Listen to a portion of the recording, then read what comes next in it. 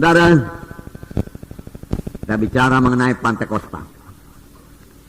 Nah, pada waktu Tuhan Yesus naik ke sorga, Dia memberikan satu pesan yang sangat penting kepada murid-muridnya, yang tertulis dalam Kisah Rasul pasal 1 ayat 4. Saya membacakannya lagi kepada saudara. Pada suatu hari ketika Ia makan bersama-sama dengan mereka, Ia melarang mereka meninggalkan Yerusalem dan menyuruh mereka tinggal di situ menantikan janji Bapa yang demikian katanya, telah kamu dengar daripadaku, sebab Yohanes membaptis dengan air, tetapi tidak lama lagi kamu akan dibaptis dengan Roh Kudus. Tuhan Yesus sendiri mengatakannya sebelum Dia naik ke sorga, yaitu sewaktu Dia masih melayani di bumi ini. Tuhan Yesus beberapa kali bicara mengenai Roh Kudus akan datang, Roh Kudus akan memenuhkan kamu, Roh Kudus akan memimpinkan kamu, dan seterusnya. Nah, di sini sekali lagi Dia mengatakan sebelum Dia naik ke sorga, perkataan yang terakhir, sebab Yohanes membaptis dengan air, tetapi tidak lama lagi kamu akan dibaptis dengan Roh Kudus. Kamu akan ditenggelamkan dalam Roh Kudus, dan hidupmu akan berubah, seperti dikatakan dalam ayat 8. Tetapi kamu akan menerima kuasa. Kamu akan menerima kuasa. Saudara akan menerima kuasa. Saya akan menerima kuasa. Roh Kudus itu kuasa. Amin, saudara. Ya, kita menerima kuasa. Jadi kalau kita dibaptis dengan Roh Kudus, kita menerima kuasa. Dan kamu akan menjadi saksiku di Yerusalem dan seluruh Judea dan Samaria dan sampai ke ujung bumi. Oleh sebab itu setiap kali saudara melayani, saudaraku, melayanilah dengan kuasa Roh Kudus. Jangan melayani dengan kekuatan sendiri, akal sendiri, cara sendiri, saudaraku, cara-cara manusiawi, saudaraku, mengambil hati manusia, saudaraku. Tuhan telah berikan Roh Kudus, saudaraku. Biarlah Roh Kudus memakai saudara. Firman Tuhan berkata, kamu akan beroleh kuasa. Apa yang sangat dibutuhkan dalam pekerjaan Tuhan? Kuasa. Kuasa. Firman Tuhan berkata, huruf itu mematikan, tetapi Roh Kudus menghidupkan. Firman Tuhan berkata, bukan oleh kuat, bukan oleh gagah, tapi oleh Roh Tuhan juga, maka pekerjaan Tuhan jadi. Ini dikatakan ayat 14. Saya membacakan pada saudara Kisah Rasul pasal 14. Mereka semua bertekun dengan sehati dalam doa bersama-sama dengan beberapa perempuan serta Maria ibu Yesus dan dengan saudara-saudara Yesus. Dia disebut namanya. Tapi dikatakan semua bertekun dengan sehati. Ini perlu, saudaraku, sehati. Sidang Tuhan perlu bersehati. Doa yang bersehati, saudaraku, besar kuasanya. Doa yang bersehati menurunkan kuasa Tuhan. Bertekun artinya tidak mudah menyerah. Terus bertekun, walau ada halangan, walau ada gangguan, walau ada gelombang, dia bertekun, dia maju terus, di atas gelombang tersebut. Bersama-sama beberapa perempuan. Nah, saudara yang kasih nama Yesus. Dan kalau saudara baca Kisah 2, mulai dicurahkan Roh Kudus pada 120 orang. Saudara, pada perjanjian lama tidak begitu banyak yang dibaptis dengan Roh Kudus. Hanyalah, saudaraku, raja-raja, nabi-nabi, saudaraku, dan imam-imam. Dan saudaraku, setelah mereka diurapi dengan Roh Kudus, saudaraku, setelah mereka diurapi dengan Roh Kudus, mereka sanggup menyampaikan panggilan Tuhan dalam hidup mereka. Kalau mereka, dia sebagai raja, saudaraku, Raja Daud diurapi, lalu Daud sanggup, saudaraku, melayani. Urapan itu, saudaraku, menyanggupkan mereka. Urapan itu mengubahkan mereka. Diurapi dengan minyak pada waktu, tapi sekarang diurapi dengan Roh Kudus. Memberikan mereka pengertian baru setelah mereka diurapi dengan Roh Kudus. Kuasa Tuhan bekerja dalam pelayanan mereka, saudaraku, setelah mereka diurapi dengan minyak itu, diurapi dengan Roh Kudus, saudaraku. Nah, saudaraku, Musa sangat menginginkan supaya semua bangsa Israel, saudaraku, dipenuhkan dengan Roh Kudus. Tapi keinginan Musa ini tidak kesampaian, belum waktunya. Musa sudah merasakan bagaimana jamaah Roh Kudus dalam hidupnya. Musa sudah merasakan bagaimana Roh Kudus mengubahkan hidupnya.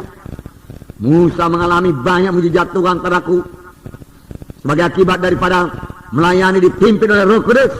Tanda jahit, tanda mujizat berlaku. Ya, dia kepingin supaya seluruh bangsa Israel menerima berkat yang sama. Kalau semua bangsa ini nabi adanya, dia katakan.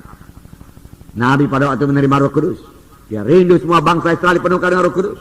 Tapi belum waktunya. Sekaranglah waktunya, amin, saudara. Sekarang semua kita bisa penuh dengan Roh Kudus, amin. Haleluya, haleluya. Ya. Nah, bagi kamulah perjanjian itu, bagi anak-anakmu, bagi kamu yang jauh-jauh, seberapa banyak yang dipanggil oleh Tuhan Allah kita. Bagi kita lah perjanjian, saudara. Dipenuhkan dengan Roh Kudus. Dalam hidup kita bekerja karunia-karunia Roh Kudus, saudara. Ada kepada Musa masih diberikan Tuhan 70 orang di luar Musa. Apa gunanya? Karena Musa sendiri tidak sanggup memimpin bangsa itu. Tanpa Roh Kudus tidak ada satu orang pun yang sanggup memimpin bangsa Israel, saudara. Supaya mereka sanggup memimpin. Karena Musa telah memilih 70 tua-tua sidang, saudaraku. Tua-tua daripada bangsa itu, saudara. 70 orang ini bisa memimpin, mereka harus dipenuhkan dengan Roh Kudus. Tanpa dipenuhkan dengan Roh Kudus mereka tidak sanggup. Mari kita buka Bilangan pasal 11. Bilangan pasal 11. Ayat 17. Maka aku akan turun dan berbicara dengan engkau di sana. Lalu sebahagian dari roh yang hinggap padamu itu akan kuambil dan kutaruh atas mereka. Maka mereka bersama-sama dengan engkau akan memikul tanggung jawab atas bangsa ini. Jadi tidak usah lagi engkau seorang diri memikulnya.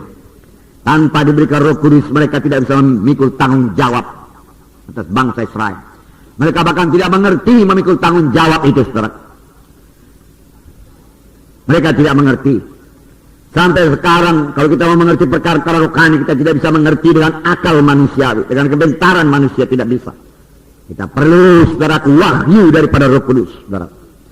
Kita perlu Roh Kudus, saudaraku, bekerja dalam hati kita, saudara, menerangkan rahasia daripada firman Tuhan.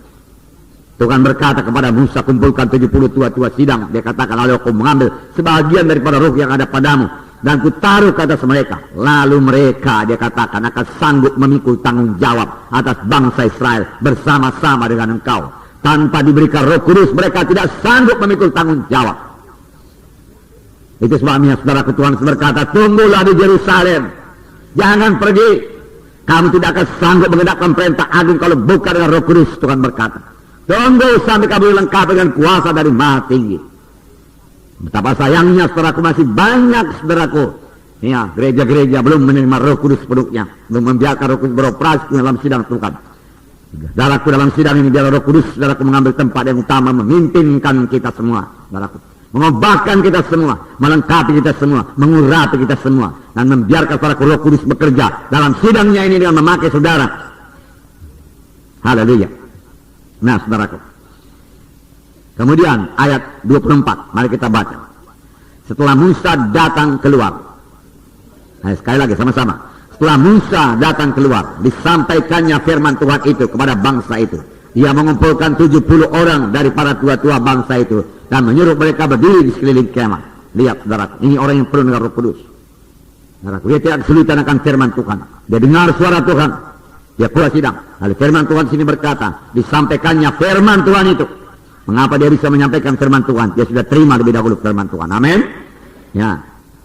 Saudara mau melayani, terima dulu daripada Tuhan. Itu yang sampaikan kepada jiwa-jiwa. Amin. Ya. Nah, Roh Kudus yang bicara.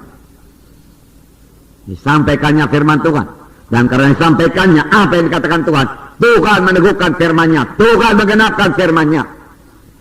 Nah, ini pelajaran bagi kita. Kalau ada hamba Tuhan tidak menyampaikan daraku firman yang seturut dengan kehendak Tuhan, maka Tuhan tidak akan meneguhkannya. Oleh sebab itu perlu persekutuan yang erat dengan Roh Kudus. Nah, supaya kita dengar suara Tuhan. Musa mendengarkan suara Tuhan. Haleluya. Ayat 25. Mari kita baca. Lalu turunlah Tuhan dalam awan dan berbicara kepada Musa. Amin. Bicara kepada Musa lagi. Tuhan suka bicara sebenarnya. Dia mau menceritakan banyak perkara kepada kita. Dan banyak anak-anak Tuhan tidak siap sedia. Tidak mengharapkan Tuhan bicara. Tidak ekspektan dia kepada, tidak menunggu. Firman Tuhan berkata, siapa yang menantikan Tuhan akan membarui kuatnya. Menantikan Tuhan dengan merindukan suara Tuhan. Haleluya. Terima kasih Tuhan. Kemudian diambilnya sebagian dari roh yang hinggap padanya dan ditaruhnya atas ke-70 tua-tua itu.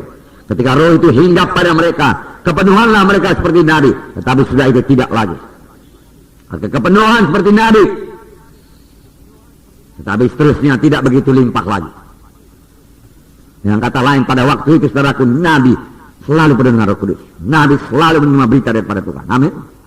Oleh sebab itu nabi pada zaman perjanjian lama dengan mudah berkata, dengarlah sabda Tuhan. Karena dia dengar dari Tuhan. Dari mana dia dengar? Dari Roh Kudus yang dikaruniakan Tuhan kepadanya.